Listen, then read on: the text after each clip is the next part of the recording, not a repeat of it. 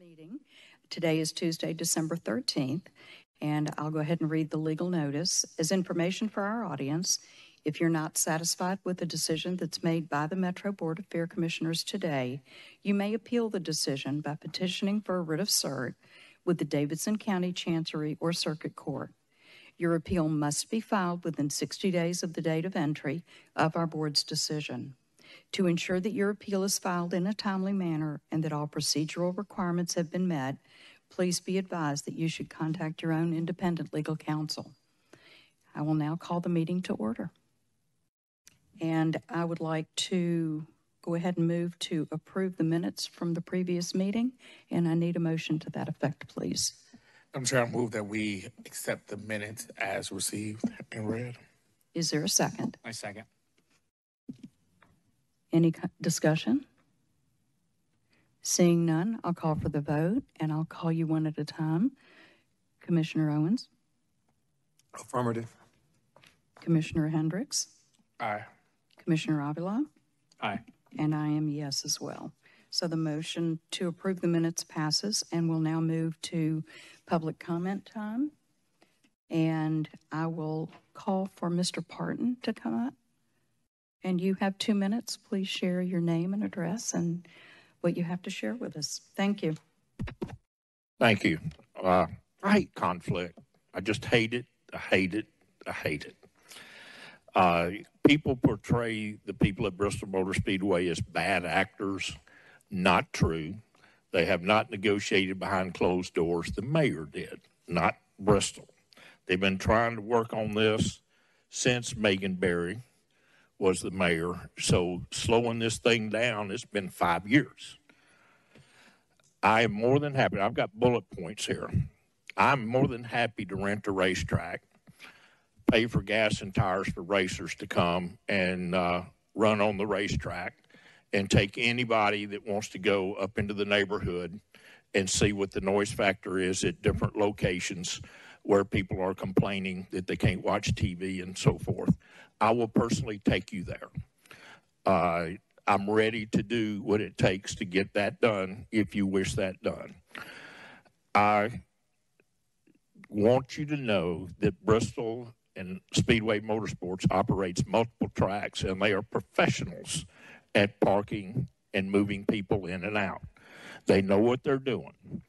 And the last time we went through this, there were 28 community meetings where everyone was invited to go. 28. That's a fact. For saying that there's no community involvement is a misstatement at best. So what I want to close with is there's been the argument that there's no shortfall resolution to this if the revenues do not get there. You give Bristol Motor Speedway 10 free acres, and I will personally guarantee any shortfall. So that's what I've got to say, and I think there's some people that have shown up that didn't get on the list. Thank you. Thank you. Is there anybody else wishing to speak? Okay, go ahead and just line up here at the lectern. We have 15 minutes allocated, so each of you has 2 minutes, and we'll have everybody speak. And good afternoon. My name is Bobby Jocelyn. I live at 839A Gale Lane, just right around the corner here. Long time Nashville. You've been here my whole life. I've been through this speedway many years ago. I haven't been in a long time, but I support this proposal with Bristol Motor Speedway. I think it's important that we've neglected this fairgrounds long enough. You've seen all the good things that are taking place around here. This is just another cosmetic feature that needs to improve this neighborhood, improve the area. The noise. I live over here. We hear trains. Listen, there's one right now. And we hear them at 4 o'clock in the morning, 6 o'clock in the morning. That's just part of this. There's a couple races a year. I mean, I don't know. I understand all the noise factor that people are talking about. These folks have promised mitigate all the noise that they possibly can. So I'm in favor of this. The mayor's put out a good proposal. These people, they've got the financial interest to take this place to a new level We need this in Nashville. It's going to be good for the city to have another venue, another sports venue for folks to be able to come and enjoy as a family. So that's it. Thank you. Thank you. Hi, my name's Kayla Miranda. I'm a resident at, Lord have mercy, I forgot my address, 926A Gale Lane, so I'm not far down the street from Bobby. I'm here to show support for Bristol taking over the Speedway. Have you guys, can you raise your hand, have y'all ever been to a Bristol facility before? Okay, so, I mean, these are top-notch facilities. It's not like we're replacing what we have here. I grew up racing cars, and that was a huge, huge part of my childhood. And I would love more than anything for my daughter to have that opportunity in her backyard. I even raced at the Bristol in Bristol, Tennessee. Personally, this racetrack dates back much further than any of us sitting here. It dates back a lot further than our latest and greatest new residents to the neighborhood and new residents to Nashville. Restoring it would allow NASCAR to return, but it's so much bigger than that. It would allow us to continue to be the front and center for large-scale community events for tourists and our locals. We tend to forget about my dad and I co-chaired March for Babies, March for Dimes here on the racetrack in 2021, and we raised over $500,000 for March for Babies. The potential restoration offers so much more than just racing. And in my opinion, this is one more way we can leave Nashville better than we found it. Thank you. Good afternoon, ladies and gentlemen. My name is Melissa Smithson. Address is 4714 Delia Drive in Antioch. I literally grew up right down the road from this track. Parents did as well. I'm asking you to consider supporting the partnership with SMI for this racetrack for many reasons, but I'm just going to talk about the economy, the economic boost that it will bring. You know, I've seen firsthand the financial impact that NASCAR and SMI have brought to areas and cities. Financially, it's the tax revenue, right? You know, patrons that'll come into Davidson County, spend money on hotels, restaurants, entertainment, which is what we're all about in tourism. Team owners, drivers, their staff, they're going to do the same thing. Corporations that will bring their clients here to entertain them will spotlight our city, and then we know that that leads a lot to the economic development here just in our city and around us. Jobs that will be created from the racetrack and the other companies that will be around just because of the racetrack and what it brings. Impact it'll have on existing businesses, giving them additional income to spend in our county. Community, patrons of NASCAR are very loyal customers and they're very charitable. SMI and the Children's Charity have blessed every market that they have been in, providing grants and funds to nonprofit organizations, which I know they'll do here. They've also been good neighbor. Any of the neighborhoods that they are in, they do whatever they can to help them. You know, this track was once the economic engine of the city, and it can be again. The impact, the loss of revenue over the years since NASCAR's left is tens of millions if you read Tennessean and look at the history. So I ask that let's make this racetrack what it once was and have one of the world's leading promoters and marketing of racetracks to make that happen. Thank you. Thank you. Does anybody else have any comments? Go ahead and come on up. Hello, my name's Ronnie Campbell. I live at 723 Gloucester Lane in Bellevue. I've been coming to the Speedway literally since the year I was born, 1969. I've seen a side of the Speedway that a lot of people don't talk about, and a lot of people on the Fair Board, and really the residents, and a lot of people in Nashville just are not aware of some of the benefits. The Speedway has offered a platform for people to build businesses. I've got no less than half a dozen friends who have businesses that do 7 figures annually. Those businesses exist because of that Speedway is in operation today and has been in operation. That's how they got to where they built their business. It was because they raced at the Speedway. I have one friend that was reading meters for Nashville Gas, making $42,000 a year in 2007 and 2006. In 2007, he got hired to drive for a NASCAR team, and he became NASCAR's hottest rookie of the year. And today he owns a NASCAR truck team who won a race this year at Talladega. He employs probably more than a dozen people at a little shop in Centerville, Tennessee. I don't think there's so many other businesses that rely on that speedway that have been built because of the speedway. I wish we had more count of those businesses, and something we're working on. But it also means something for somebody like me. I'm a Joe Schmo nobody. I was working in a medical office, worked for Tennessee Oncology, but on Saturday night, I was Ronnie Campbell, and I raced the Bredesen race truck. I got to travel the state of Tennessee, and I spoke with thousands of people about what racing means and what the Speedway in Nashville means. All across the state, people know about the Fairground Speedway. Heck, all across the world, people know about the Fairground Speedway in Nashville. There is not another one like it. There will never be another one built like it. You cannot duplicate what we have here ever again in history. Don't mess this up. We have the greatest motorsports company in the world in SMI asking for the opportunity to make this the greatest speedway in the world. And that's exactly what it'll be given the chance. I appreciate it. Thank you for your time. Anybody else?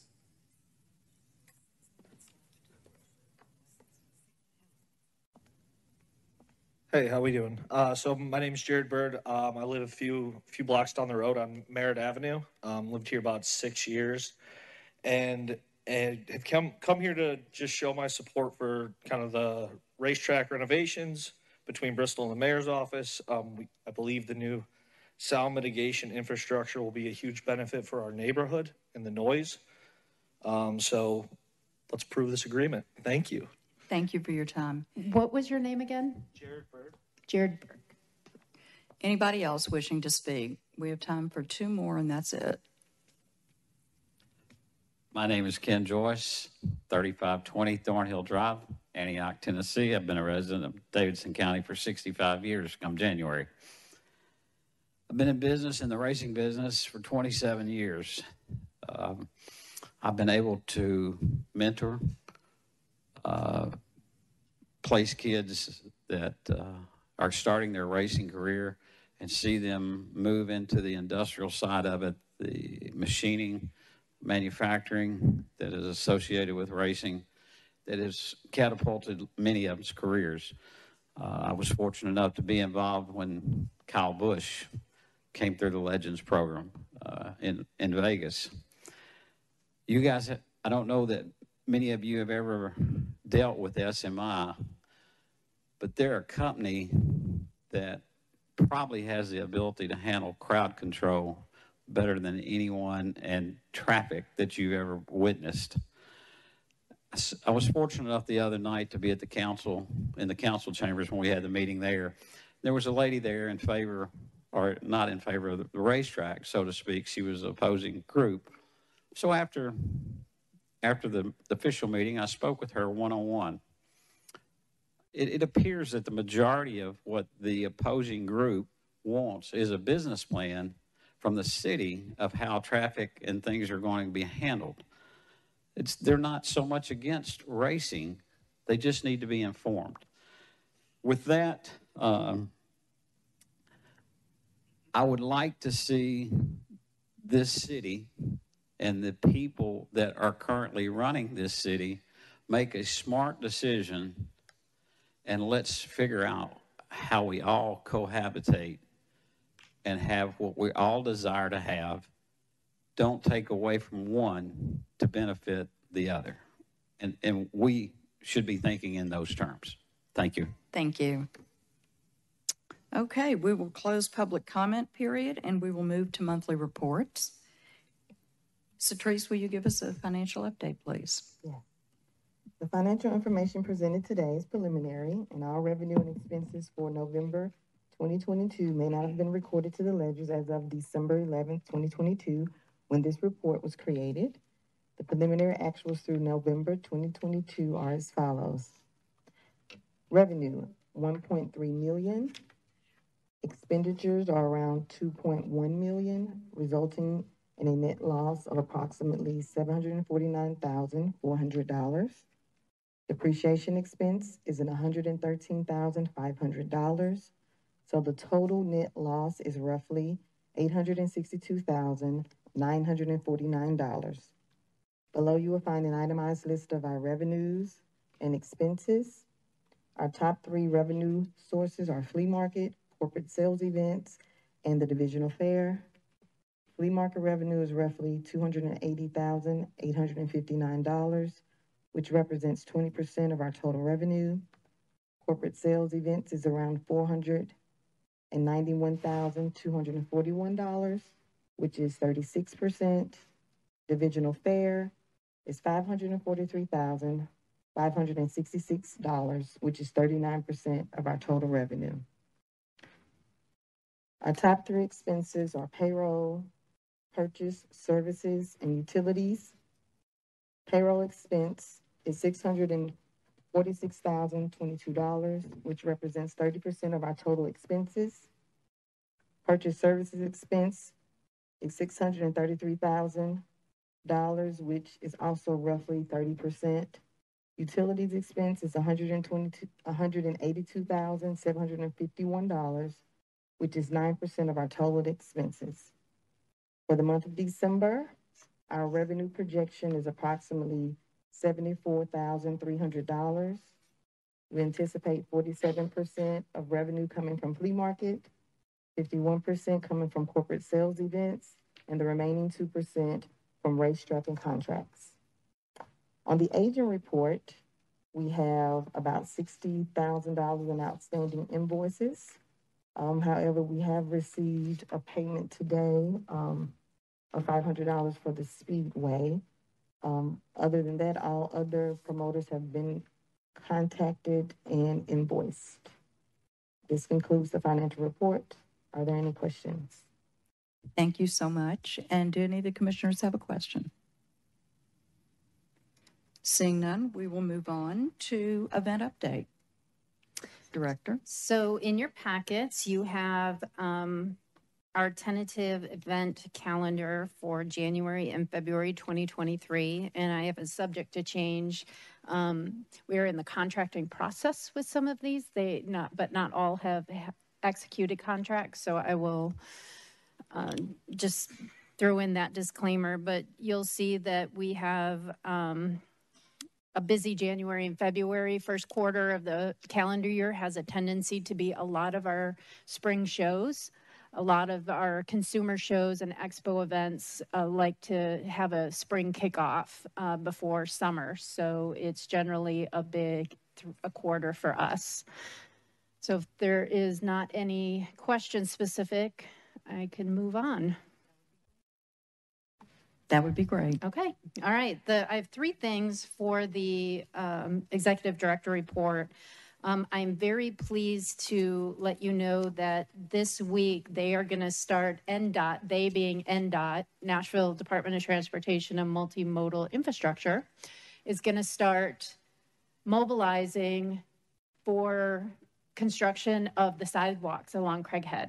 So that is a really big step, and it is it's a fantastic partnership between the fairgrounds and NDOT to get that done and be able to connect Bransford with Nolensville in a much safer way for people to get from Fair Park to the expos, and then eventually to the new transit stop along Nolensville. So they are going to start along the Nolensville from Walsh Road, which is the road coming in through Nolensville all the way to Craighead. So they'll go from north to south. So that is just an update there. And then we went to council last week. We had the participation agreement for mixed use to do the Fair Plaza and the roadway between 8C and the Speedway. That went through second reading and that passed second reading. So the 19th and 20th will be at council for third reading. And then coming up on the 19th and 20th, we'll be in front of council for a second item, which is something that this board approved us to move forward with back in May of this year, and that is a contract extension for GHP for program management services, and it's an extension of their contract for 30 months. And so we'll be on second reading at council on the 19th and 20th. Any questions for the director? Seeing none, we will move on to old business. And I will call on Fairgrounds Improvement Project. Mr. Henley. Good afternoon, board, staff, council. How are you all doing? Very good. You all should have in your packets the colored dashboards that I typically present at the board meeting. I'll be starting with the blue document, if you have them in color, the Fairgrounds Improvement Projects. We'll be clear that, presenting these figures, they are about 30 to 45 days in arrears based off of payments submitted to Fairgrounds. And we are hitting that point, like I mentioned at the last report, where the dollar amounts remaining are smaller. The reports are a little bit less exciting. We just crossed under the threshold of $500,000 remaining in the allocated funds for Fairgrounds improvement projects. A significant bulk of that is tied to the multi-purpose and maintenance space. There's still some cost to be expended there, and then retainage release. And so we're working through the closeout of that project. And then a lot of the other funds that are remaining are identified to go towards FF&E expenditures. I want to compliment Satrice and all the staff there. We've been working as more and more of the expenditures are smaller and smaller. It takes a little bit more time to go through those and keep the accounting tight, but we are definitely doing that. Still tied out to the penny, which is fantastic this late in the project. So just wanted to give those kudos and also express that so can continue to exude confidence in the process to the board. If there aren't questions on the blue sheet, I'll go to the green just to update on Fair Park. Commissioners, do you have any questions so far? Seeing none, go ahead. The green sheet, I mentioned the amount of funds that were remaining as it relates to the Fairgrounds improvement. There are still the funds that are allocated under Fair Park Phase 1. Currently, those funds are not earmarked for any particular use. As we continue to dwindle down in funds, I think we'll be evaluating the best use of those funds, but there's been no movement at all in the Fair Park Phase 1 category since the last report. Fair Park Phase 2, there's been a very small amount of movement there. Most of that is associated with our design team has submitted some invoices. We're still going through the process of looking at design and design alternatives.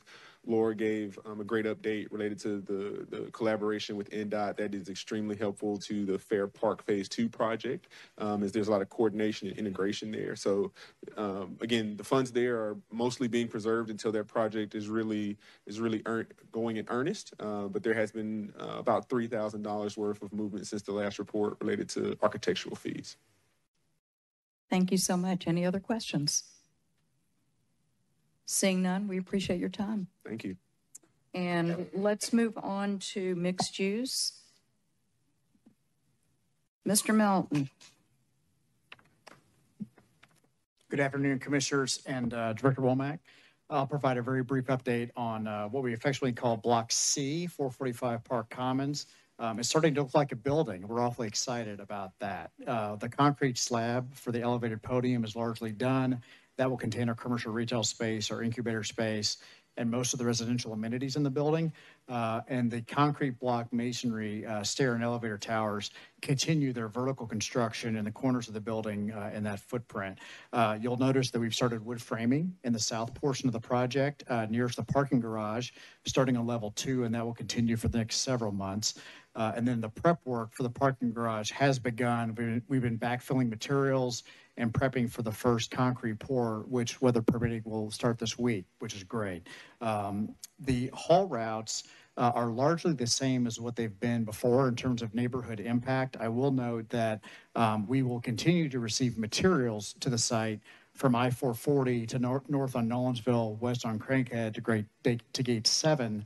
However, because of the quantity of materials we're receiving now, with trucks coming in and out delivering lumber materials, we are reversing our exit route to the west on Craighead, out Gate 7, north on Bransford, west on Wedgwood, to the I-65. So that has a little bit of a different neighborhood impact, but so far has been pretty smooth. After the holidays, we'll begin receiving precast concrete panels on semi trucks, and those will be coming on Benton, that extension off of Craighead. Work is proceeding on schedule despite the weather delays that we had last week. We continue to appreciate the cooperation of Trek Enterprises, Nashville Soccer Holdings, all of Director Womack's staff, and we'll continue to do so through the holidays and as we get into the spring. So with that, I'm happy to answer any questions. Commissioners, any questions? Okay, thank you. You're welcome. And now we'll go to the infrastructure update. Hi, I'm Katie Sheasley with GHP. Just have a quick update. Infrastructure is complete. There are just a few items for a small punch list. Fair Park Phase 2 is moving forward with design. And as you mentioned, the sidewalks are starting for Craighead. So that's it. Anybody have any questions about infrastructure so far? Okay, thank you so much. We will now ask for a Bristol Motor Speedway update. Do we have anybody here willing to share that? I can. Okay. I was just planning on going over the general schedule. You just for the benefit of the public and for the board, there are two places that you can access all of the documents that we are creating as part of this process and proposal review. One is on the Fair Board website itself, and there is a link that takes you to a separate page that has the documents by meeting, but they also include the sound study information. The second place is on the fairgrounds, so the fairgrounds.com. There is a rotating banner up at the top of our website that also will take you to that same page. So there's a couple different locations that people can access those documents. The next meeting related to the Bristol proposal is scheduled for next week. It's the 21st. It is a Fair Board work session, so there will not be public comment at that time. It will just be an opportunity for the board to work with Bristol representation and Metro Legal to go through some of the documents that are remaining, as well as there's going to be presentations from two sources. One, a representative from CSL, which is the financial analysis, and then the second presentation is going to be representative from the sound engineering company who did the original sound study. So that is December 21st here, and certainly the public is welcome to listen in on that. Following that is a third work session scheduled for January 5th. That is also scheduled here at the fairgrounds. And then the public meeting, the next public hearing is scheduled right to follow the Fair Board meeting on the 10th. So that's where we're scheduled to date. All of those agendas right now are posted on the website, on the Fair Board website. You can go to that page and click on there's a button off to the right that says upcoming and past meetings. If you click on that, those updated agendas will be located there with all the times and information. If anything is updated prior to those meetings on those agendas, we'll get that done as well, and then you'll get a notification if an agenda has been updated. Very good, thank you. Mm-hmm. Commissioner? Chair, yes. I know that the Fair Board and Metro government was not and cannot be involved in a community benefits agreement in relation to this project or any project really. But at our last public hearing, I kept hearing reference to there needing to be a community benefits agreement, and it was directed towards us as commissioners. So I wonder if there's any way that we can educate the public about such processes, and that we as a Fair Board and as a government entity here in Tennessee cannot be involved. However, and also in the same breath, point them into the direction where they can actually see the community benefits agreement, because there has been one that came out, I believe, about a year ago around this time, that outlined what organizations and what Bristol Motorsports and the other entities that want to see this project do. I'll let our legal counsel respond. Right. So Metro itself cannot be involved in a community benefits agreement. However, my understanding is that, those agreements can be entered into on behalf of by different groups in the public. Yeah. And Bristol. And as far as putting something out there, I'll get with them and we'll figure that out.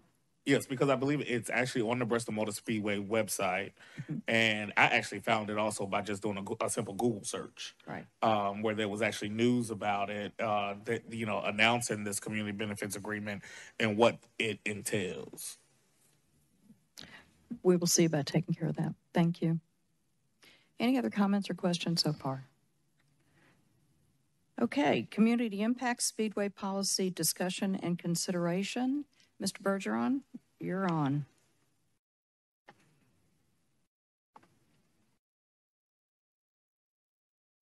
Hey, good afternoon, Commissioners. I just have one little handout for you.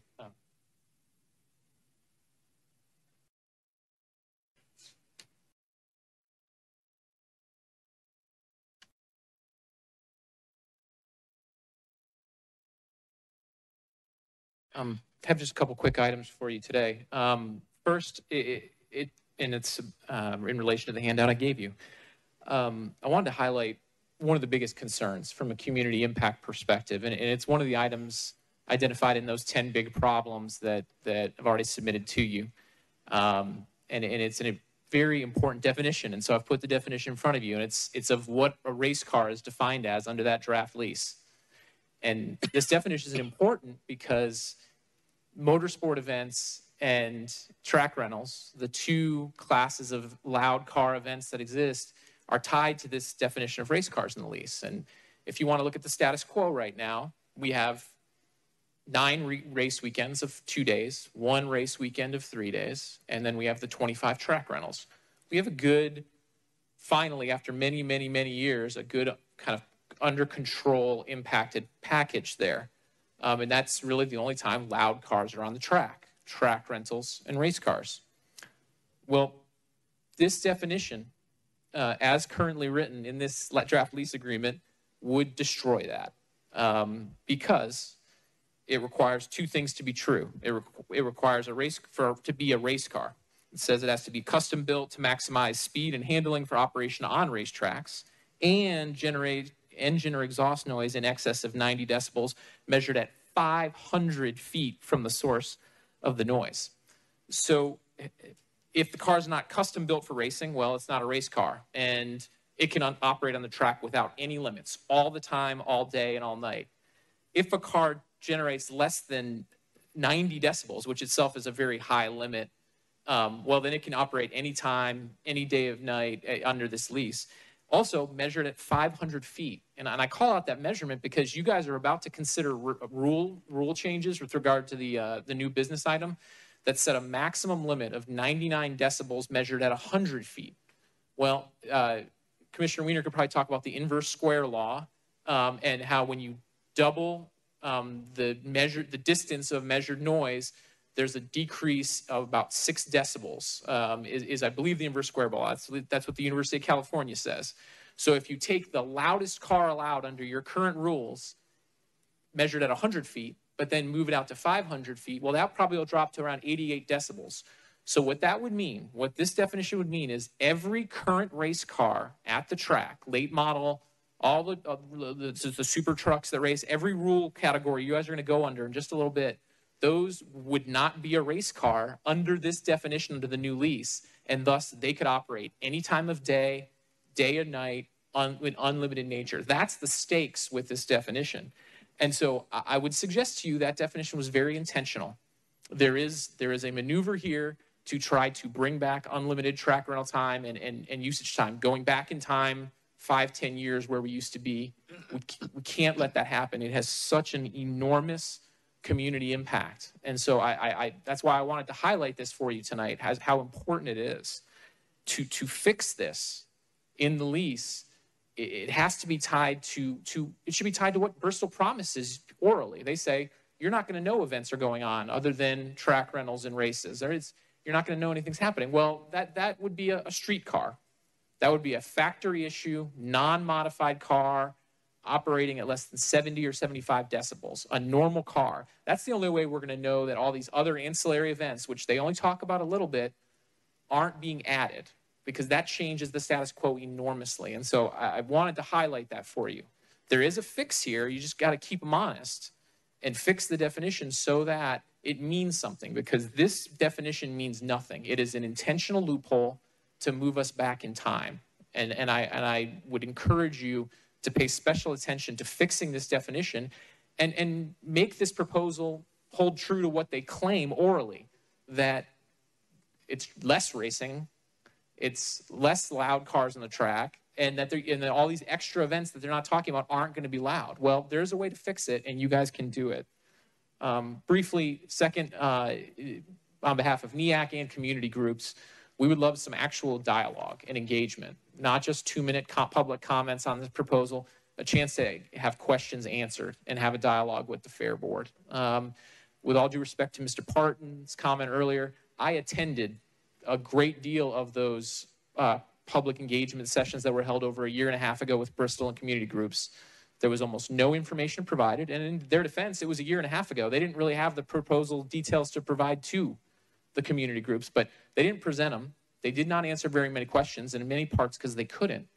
When is that going to happen? NEAC made a request to Executive Director Womack at our last meeting to have Bristol come to our meeting and actually answer questions from the community. We'd love to see that. I think that they should answer questions from the community, not just have the community limited to 2-minute sound bites. And then just a third item, just because Commissioner Hendricks asked about a community benefits agreement. As a former Fair Board member in the soccer debates, we couldn't enter into a community benefits agreement, but we certainly made clear we expected to see one, and there hasn't been one yet. What Bristol has entered into is a press release that they had people sign. It's not binding. There's no money behind it, and there's no corporate money from Bristol committed to it, or no money from Marcus Smith's pocket, the millionaire owner of SMI. If you want to have a real community benefits agreement, which I think you all do, and I think we all do, you can certainly tell Bristol you expect them to do that, to sign written agreements that they publicly disclose, and they put some dollars behind. They say, yeah, here's how much money we are committing year over year, and even better, here's some money of our own, not just money we raise from others, maybe money from Marcus Smith's pocket, maybe money to the Barnes Fund. That'd be a great thing. Maybe Marcus Smith could make a donation to the Barnes Fund from his own pocket instead of taking credit from others. It can be done, and I think you guys can certainly state your expectations that you want to see it and you want it to be transparent. That's something we should all stand together as Nashvillians and say we want. So I hope you do that as well. So thank you for your time. Those all are important community impact issues. Would be happy to discuss any of those with you. Thank you so much for your time. We will now move to new business, and we're going to address consideration of the amendment to our contract with Track Enterprises. I am going to ask Director Womack to fill us in on that, and then I will follow that by asking for a motion. All right. So you may recall that we discussed approving an amendment to the contract for Track Enterprises for the 2023 season, which you approved in, I believe, October. As part of that motion, though, you allowed us to, the chair and I, to meet with Bob and just clarify the enforcement actions is in regards to use of mufflers and some noise mitigation. So you will see that exhibit that we pulled out, and I want to thank both Bob and Scott for their assistance on pulling all this information together, but that's what Exhibit D is, but you have already approved that. Since the amendment was approved in October, there's been 2 other minor changes that I wanted to go ahead and present to you today. One is some flexibility in regards to food and beverage service for the 2023 season. So it gives Bob a little bit of flexibility to contract with different sponsors and some different food service providers to expand those offerings. This has also been okayed and is running through procurement right now to adjust D&D's contract in consideration of this. So this is certainly something that we've worked with all three parties on, us, Track Enterprises, and D&D. So they're okay with that adjustment. And then the second adjustment is due to our request that they vacate the grandstands as of November 1st. That's actually a month earlier than they normally would vacate their offices for the off season because we shut off some utilities. And so their original contract contemplated 9 months of office rent, but since we asked them to move out a month early, I'm going to ask that you approve 8 months of office rent instead of 9. Let's move approval so we can have a conversation about this if anybody has any questions. So, Commissioner Hendricks, you'll look like you're pushing your button. As long as I can ask questions. Madam Chair, I move that we approve these amendments as presented. And we do need, according to Metro Legal, to add to that just a stipulation that we will change the date as instructed by Metro Legal. If you can add that in there. Yes, and as part of my motion, I would like to include the language that we will be able to change the date per Metro Legal. Per Metro Legal. Thank you. Is there a second? I second it. Thank you. Commissioner Owens has seconded. And now the floor is open for questions and comments. Yes, my first question is about the D&D contract. Is their contract up soon? Their contract expires in spring of 2024. Okay. And will other people have the same opportunity to be able to use other vendors, or will we have to go through this process? Like if people who want to rent here and they want to contract with someone else, another food vendor, will they have the same options?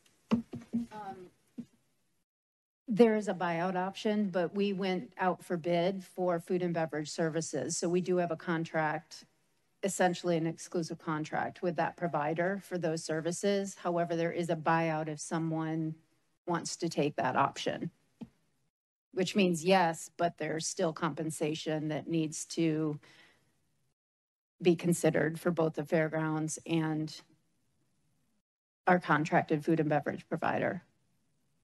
Okay, so that's what I was getting at. So I understand. My real question is, so what we're essentially going to approve is the fact that they can go around this buyout, that SMI won't have to pay anything to us. So this allows Track Enterprises to contract with more than just D&D or someone besides D&D, but they also, we will not lose revenue because the contracts, we are still going to earn our commission percentage that we would have. It's still a 15% commission. So we will not be out any revenue with this change. Any other questions? Not a question, just additional clarification to Commissioner Hendricks' point. By approving this, are we allowing other other portions of or partners within the fairgrounds to be able to do the same? No. So this is specific to the track. Correct. So that's what I want to clarify, right? This is specific to the track as a venue, correct. Not necessarily, and it's tied to that, not necessarily to a different vendor or someone that's using our facilities. That's correct. The food and beverage service for the expos and for Fair Park remains the same. Thank you for that clarification. Any other questions? Commissioner Owens, do you have any? Okay, seeing none, I would like to call for the vote. Commissioner Owens? Yes. Commissioner Hendricks? Aye. Commissioner Avila? Aye. And I am a yes. So motion passes. I would now like to happily, although a little belatedly, call for adjournment. Do I hear a motion? So moved. Is there a second? Second. I'm going to just listen to the chorus of ayes that say yes. Yes. Yes. Thank you. Meeting is adjourned.